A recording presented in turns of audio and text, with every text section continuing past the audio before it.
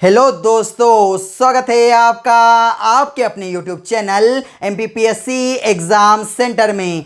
आज हम आप लोगों के साथ में MP सीरीज़ के अंतर्गत एक अच्छा टॉपिक जिसका नाम है मध्य प्रदेश की मिट्टियों के बारे में इस वीडियो के माध्यम से चर्चा करने वाले हैं। मिट्टियाँ किसी भी राज्य की कृषि व्यवस्था में एक अहम रोल अदा करती है। यदि बात करें कोई भी राज्य कब सबसे अच्छा कृषि प्रधान राज्य कहलाता है, तो याद रखना, यदि मिट्टियाँ अच्छी हो, यदि उस राज्य के किसानों को अच्छी किस्म का बीज उपलब्ध कराया जाए, वहाँ की जलवायु अच्छी हो, वहाँ के किसानों को अच्छे प्रकार की सिंचाई सुविधा उपलब्ध कराई जाए, यदि उस राज्य में बहुत सारी नदियाँ प्रवाहित होती हो, तो वह राज्य क्या कहलाता है? सबसे अच्छा कृषि प्रधान राज्य कहलाता है। यह सभी बातें हमारे अपने मध्य प्रदेश में हैं, इसलिए हम गर्व से कह सकते हैं हमारा मध्य प्रदेश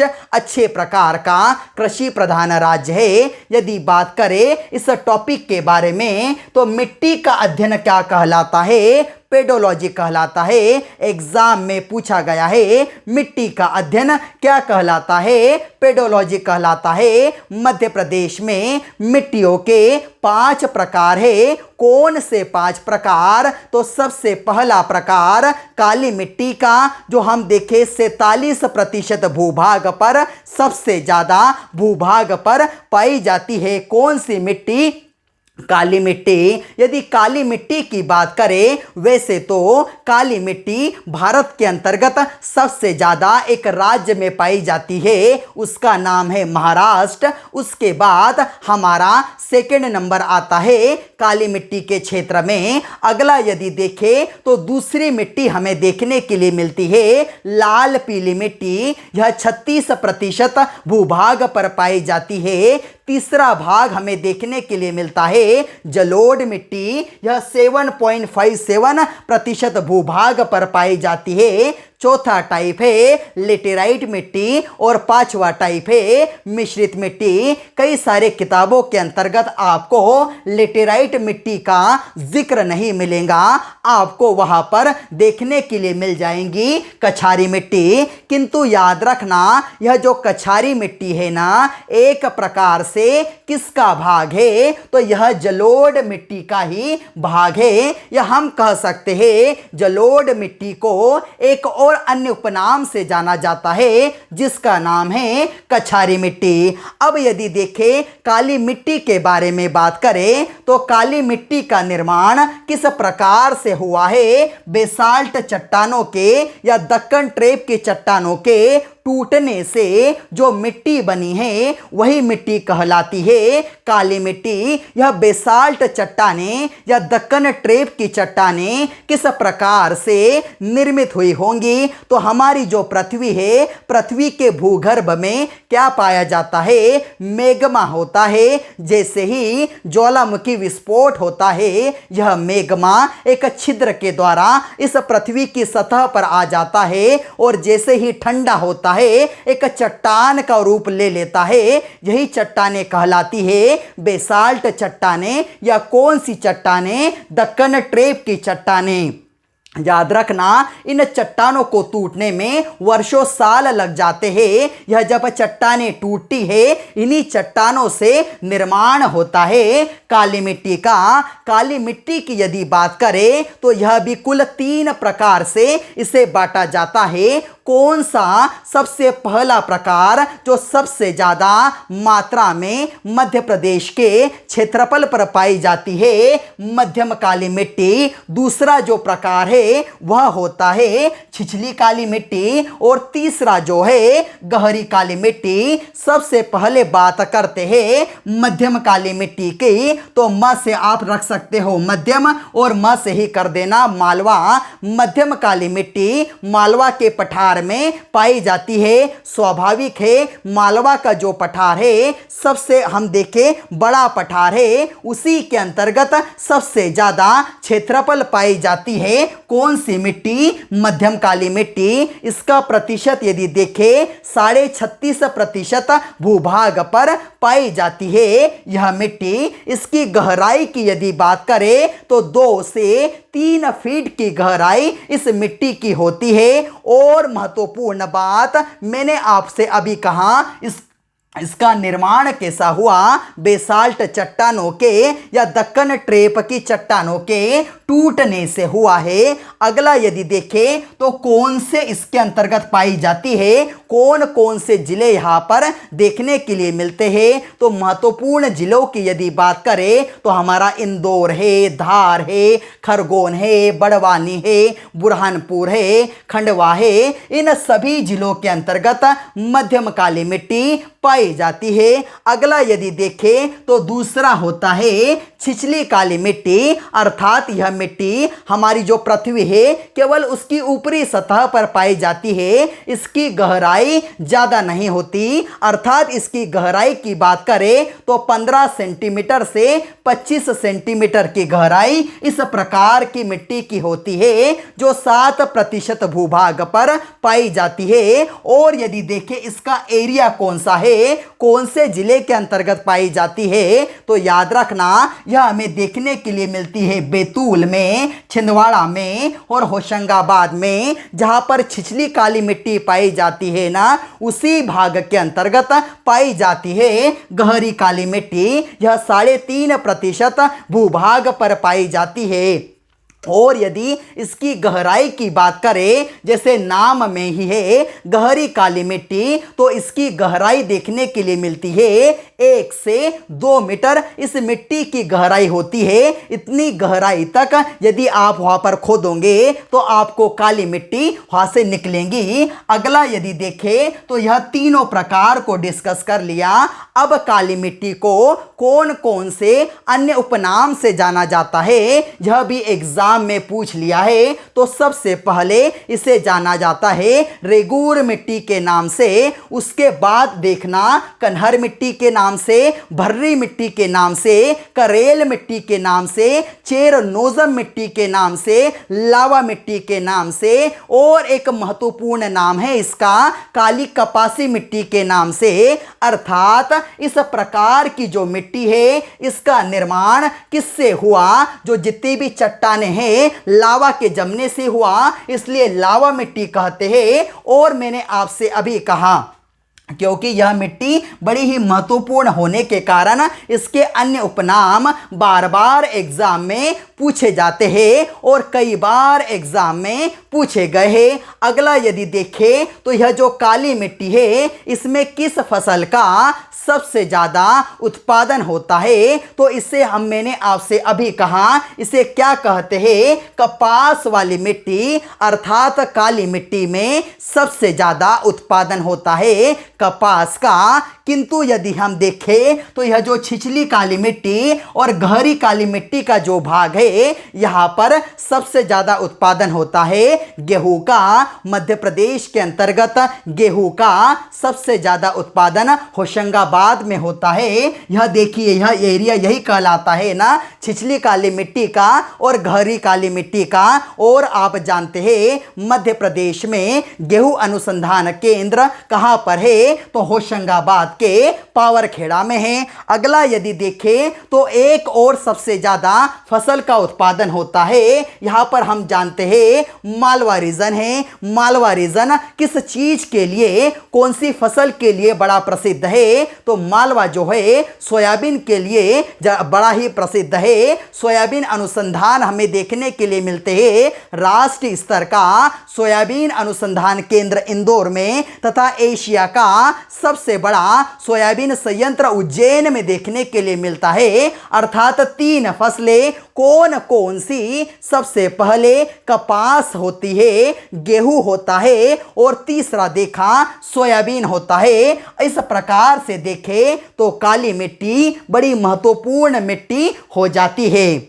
अब देखें इस मिट्टी के अंतर्गत कौन कौन से तत्वों की कमी होती है। तो याद रखना, नाइट्रोजन की कमी होती है, फास्फोरस की कमी होती है और जैव पदार्थ भी इस मिट्टी में नहीं होते। उपलब्धता किस किस की होती है? तो उपलब्धता जो सबसे ज़्यादा होती है, लोहे की उपलब्धता इस मिट्टी में होती है। इसी कारण इस मिट्टी का जो रंग होता है ना, काला होता है। चूने की सबसे ज़्यादा उपलब्धता देखने के लिए मिलती है। अगला यदि देखें तो इसके अंतर्गत एल्यूमिनियम होता है, मैग्नीशियम होता है। यह सभी तत्व इस मिट्टी के अंतर्गत भरपूर मात्रा में पाए जाते हैं। इसलिए एक प्रकार से देखें तो एक प्रकार से अच्छी मिट्टी कहलाती है काली मिट्टी। अगला यदि देखें तो इसकी पीएच वैल्यू कितनी होती है? 7.5 से 8.5 इसकी पीएच वैल्यू होती है। यदि आपको पीएच वैल्यू नहीं पता तो उसके बारे में बताता हूं।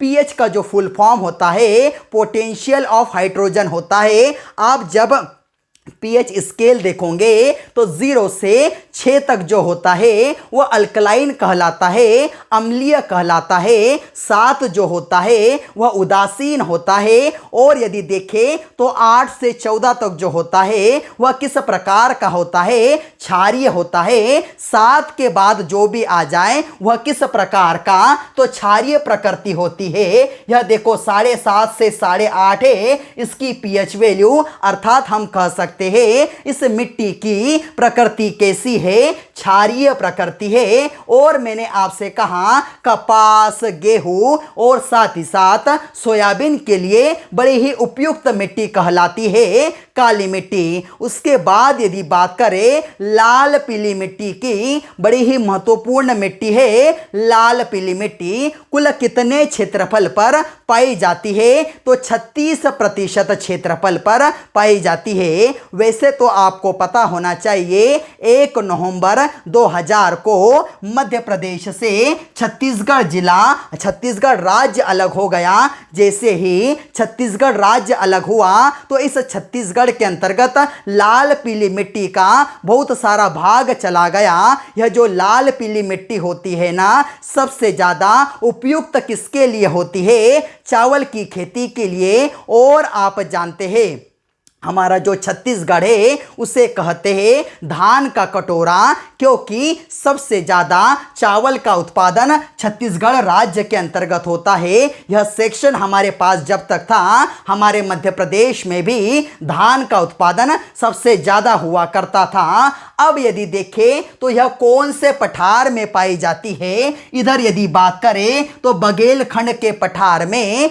लाल पीली मिट्टी पाई जाती है। यदि जिलों की बात करें तो स्पेशली यदि हम देखें तो यहाँ पर हमारा बालाघाट है, मंडला है, शहडोल है, अनूपपुर है, सीधी है, सिंगरौली है। अर्थात संपूर्ण बघेलखंड के पठार पर लाल पीली मिट्टी पाई जाती है। इसकी पीएच वैल्यू कितनी होती है? यह भी एग्जाम में पूछा गया है। तो इसकी पीएच वैल्यू होती है 5.5 से 8.5 तक। अर्थात इसकी प्रकृति देखें तो यह अम्लीय से क्षारीय प्रकृति की मिट्टी बन जाती है। इसी कारण इसमें सबसे ज्यादा उत्पादन होता है चावल का। किंतु याद रखना, चावल का उत्पादन तो सबसे ज्यादा होता है, किंतु यह मिट्टी बंजर मिट्टी कहलाती है। अर्थात एग्जाम में पूछ लिया जाए कि कौन सी मिट्टी बंजर मिट्टी की श्रेणी के अंतर्गत आती है, तो लाल पीली मिट्टी आती है। इसका जो लाल रंग होता है ना,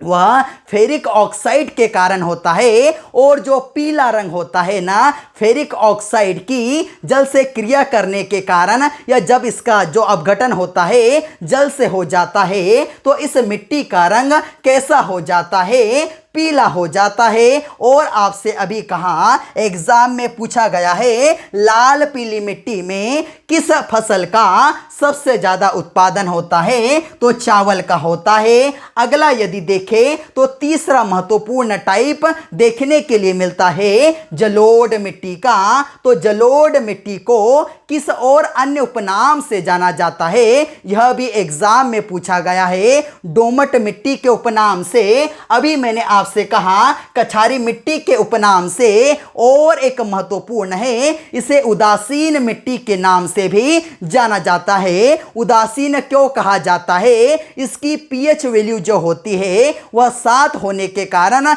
इस मिट्टी को कहते हैं उदासीन मिट्टी। अब यदि देखें इस मिट्टी के अंतर्गत सबसे ज्यादा उपलब्धता किसकी होती है? चूना होता है, फास्फोरिक एसिड होता है, जैव पदार्थ होते हैं और पोटाश होता है। आप दूसरी मिट्टी को देखना, इन सभी मिट्टियों के अंतर्गत जैव पदार्थ की और पोटाश की कमी होती है। इस मिट्टी के अंतर्गत जैव पदार्थ और पोटाश क्यों पाए जाते हैं? यह जो मिट्टी होती है ना, नदियों के द्वारा बहाकर लाई जाती है, अर्थात इन नदियों से, नदियों में क्या होता है? अवसाद होते हैं, उन्हीं अवसाद से निर्माण हो जाता है जैव पदार्थ का, पोटाश का।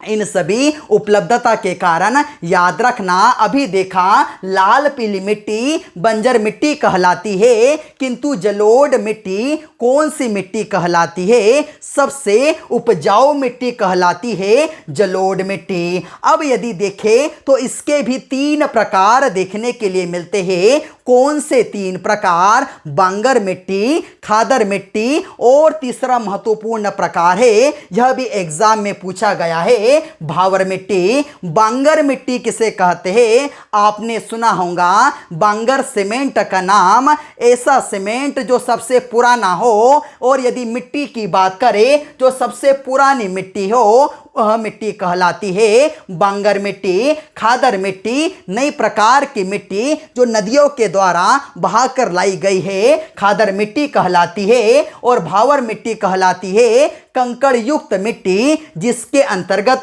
बालू की जो अधिकता है सबसे ज्यादा होती है, उसे ही कहते हैं भावर मिट्टी। अब इस मैप के माध्यम से यदि चर्चा करें तो यह मिट्टी कहां पर पाई जाती है?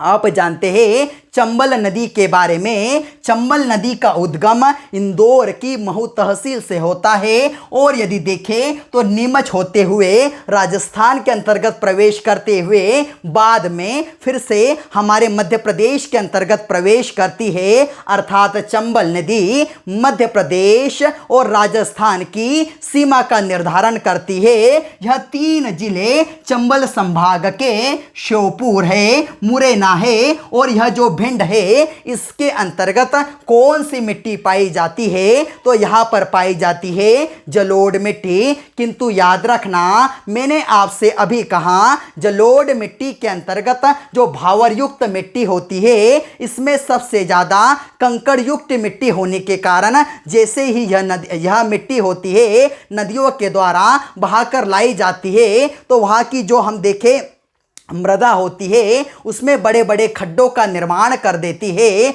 और बिहड़ों का निर्माण कर देती है। इसलिए बिहड़ों की जो समस्या है कहाँ पर देखने के लिए मिलती है? चंबल संभाग में। और यदि देखें तो इसके अंतर्गत किस प्रकार के रेशो देखने के लिए मिलते हैं? तो बालू जो देखने के लिए मिलता है 50% है, सिल्ट जो देखने के लिए मिलता है 19.6% है, और अगला यदि देखें जो मृतिका होती है 29.4% इसमें पाई जाती है। यदि फसल की बात करें तो इसमें सबसे ज्यादा उत्पादन होता है किस फसल का? गन्ने के लिए सबसे उपयुक्त मिट्टी कहलाती है जलोढ़ मिट्टी। अगला यदि देखें तो मिट्टी का प्रकार है लेटेराइट मिट्टी। लेटेराइट मिट्टी को चट्टानी मिट्टी या लाल बलुई मिट्टी या भाटा मिट्टी के उपनाम से जाना जाता है। यह मिट्टी कहां पर पाई जाती है? तो याद रखना, इस मिट्टी का जो भाग हमें देखने के लिए मिलता है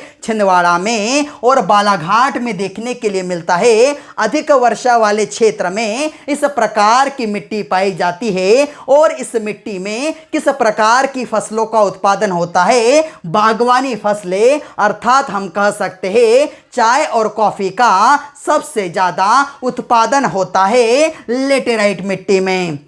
अगला यदि देखें तो महत्वपूर्ण हो जाता है हमारे पास में मिश्रित मिट्टी। सबसे पहले लेटेराइट मिट्टी के अंतर्गत उपलब्धता काय की होती है, यह भी याद रखना। इसके अंतर्गत आयरन और एक महत्वपूर्ण है सिलिका महत्वपूर्ण मात्रा में पाया जाता है। जो कमी होती है वह ह्यूमस की कमी होती है। वैसे तो सभी मिट्टियों के अंतर्गत जैव पदार्थ या ह्यूमस की कमी होती है, किस मिट्टी को छोड़कर, जलोढ़ मिट्टी को छोड़कर। यह भी याद रखना।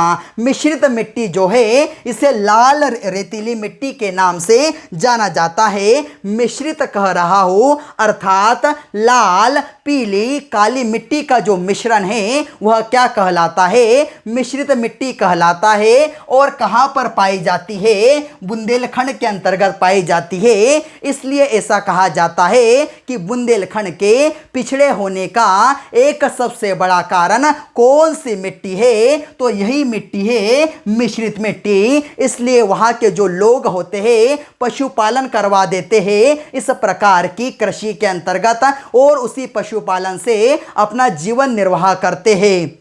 अगला यदि देखें तो महत्वपूर्ण जो टॉपिक हो जाता है, हम बात कर रहे थे मध्य भारत का जो मैदान है और ऊपर वाले यह जो 3 जिले हैं चंबल संभाग वाले, श्योपुर है, मुरैना है, भिंड है, उसमें सबसे ज़्यादा जलोढ़ मिट्टी का एक प्रकार देखने के लिए मिलता है जिसका नाम है कछारी मिट्टी। यह भी एग्जाम में पूछ लिया गया है। और आप जानते हैं किस नदी के कारण सबसे ज़्यादा मृदा का अपरदन होता है इस संभाग में? तो चंबल संभाग के अंतर्गत।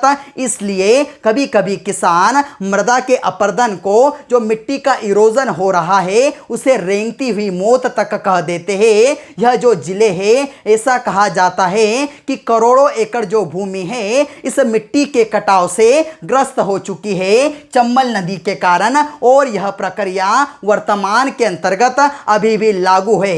यहाँ पर इस प्रकार से किस प्रकार से यह व्यवस्था बनाई जा रही है? तो वर्तमान के अंतर्गत इस प्रकार का जो रीजन होता है ना, इसके अंतर्गत पेड़ों को काटना वर्जित होता है। जो भूमि होती है उस पर पशुओं को चराना वर्जित होता है, जिससे मिट्टी के संरक्षण को अच्छा बनाया जा सके, मिट्टी के कटाव को रोका जा सके। तो संपूर्ण जानकारी आप लोगों को मैंने इस वीडियो के माध्यम से मध्य प्रदेश की मिट्टियों के बारे में उपलब्ध करा दी।